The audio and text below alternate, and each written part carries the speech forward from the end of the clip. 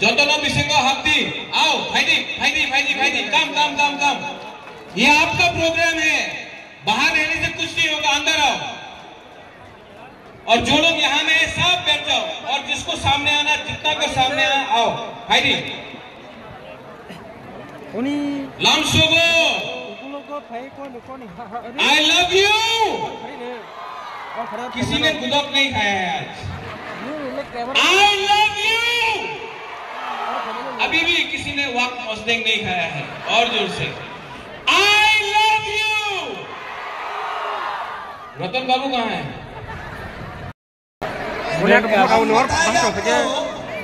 Leader कैसा है? मुबारक जैसा लीडर कैसा है? लीडर जो भी है, we love you, we love you.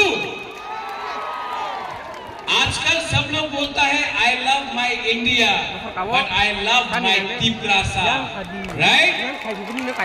तो जो लोग बाहर में है भाईजी लामसोगो, यहाँ में बहुत जगह है, आ जाओ। और बैरिकेड को भी छोड़ के यहाँ में आ जाओ, कोई दरकार नहीं है, सामने से देखो भाईजी। और शुरू में एक गाना शुरू करते हैं, हाँ?